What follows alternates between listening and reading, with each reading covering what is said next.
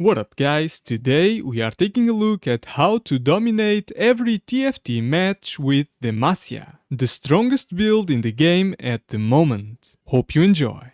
The first mistake I see most people do is to hyper roll in order to try and 3-star Kayle. Guys, this is not a hyper roll comp. Kayle is strong, but no longer strong enough to compete with a board with all 7 Demacians on it. It's not even close of a comparison. Every match I see almost everyone spending their gold early on, trying to get that Kayle to 3, meanwhile I just get all 7 Demacians on the board and eliminate every single one of them from the game with ease. So now that you know that this is no longer a hyper roll comp, let's take a look at how to build your Demacian empire one step at a time. You will start by getting 3 Demacians on board, usually Galio, Poppy and Kayle. I advise you to make your Galio elite at this stage, as Radiant Redemption will be more impactful than a Radiant Giant Slayer on Kayle. However, this changes once either cost 1 unit reaches 2-star, as you will get much more value out of a Radiant item on a 2-star champion than you would otherwise. If your champions are in an equal state when it comes to nominating the elites, all you have to do in order to choose who takes the crown is move the champion you want to make elite to your bench and then place it back into the board right after.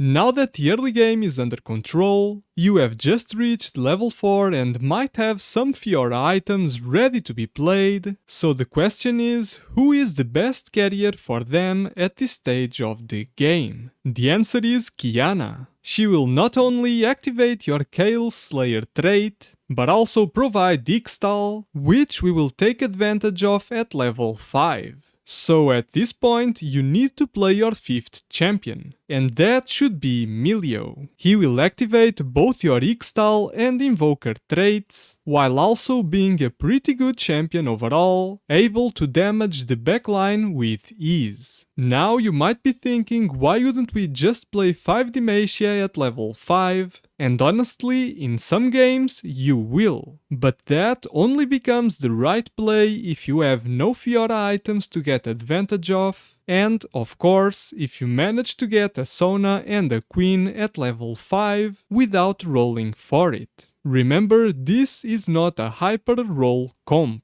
Moving on, you have just reached level 6. Now you want your 5 Demacia trait active by adding Sona and Queen to your team, while keeping Qiyana as a item holder until you manage to get a Fiora. However, do not sell Milio quite yet, as you will need him at the start of level 7 until you grab all 7 Demacians, or a Shen to replace him. Also, if you didn't find a Sona or a Queen to activate the 5 Demacians trait, just grab a Nico instead and play her along with Milio and Qiyana. That will be a good, strong enough team able to help you transition into the next level. Now you have reached level 7. This is the most important stage for you, and you will be slow rolling your gold so that you never drop below 50 until you grab a Fiora and a Jarvan to complete your roster. Also, if you haven't yet grabbed a Shen, make sure you do so, as he will be our level 8 addition. At this stage, with all 7 Demacians deployed, you are a force to be reckoned with. And you can choose to either keep slow rolling until you 2-star your entire board, or if you feel strong enough already and have a Shen waiting in the bench, then you can just use the excess gold to hit level 8.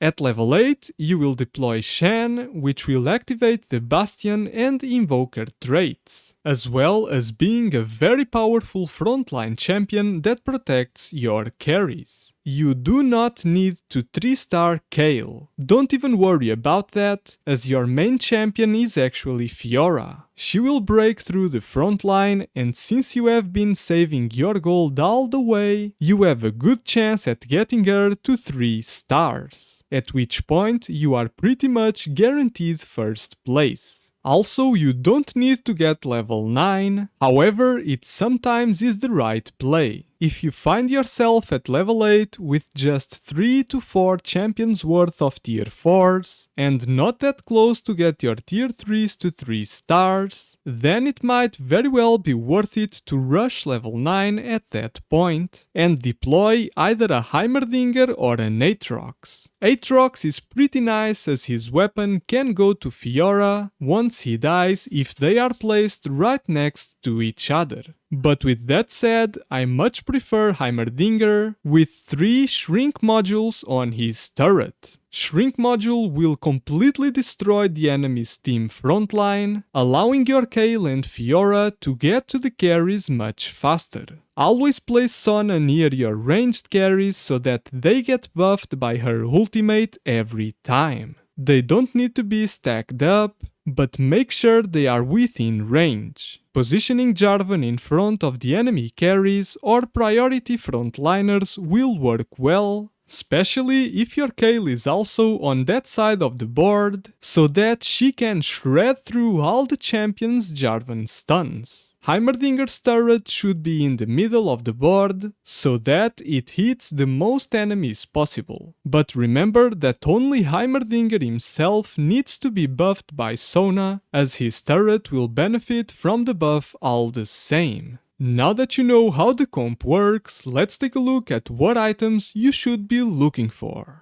The first items you want are 2 Rage Blades for Kayle. Yes, I know that we have not paid much attention to her, but believe me, all she needs to shine is being 2-star with a couple of Rage Blades by her side. Next, we want a Bloodthirster and a Titan's Resolve for Fiora. This will allow her to stay alive throughout the battle, while also massively boosting her damage output. Next, you want Protector's Vow and a Sunfire Cape on Jarvan. Protector's Vow will allow him to cast his ultimate much earlier in the match, which is a massive advantage as that AoE crowd control early on will be enough for your Kayle and Fiora to shred through the enemy team without retaliation. If you manage to get your Galio to 3-star, you can consider gearing him up instead of Jarvan. And in that case, you will be looking for a Warmog's Armor and an Ionic Spark. By now, you notice that I am only recommending 2 items per champion, and that's because the third item will be automatically added to each carry by the Demacian trait.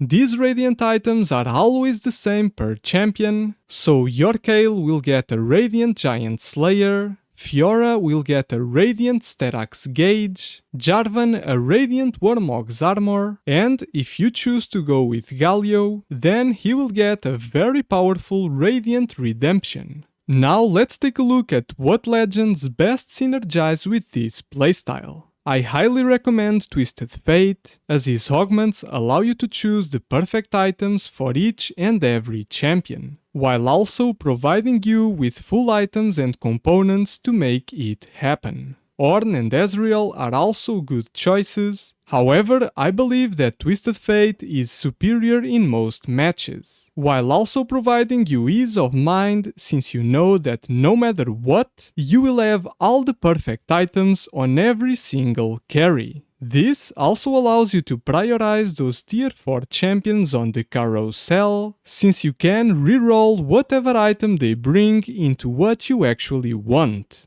Thanks for watching, subscribe if you haven't yet, and as always, I will see you in the next one.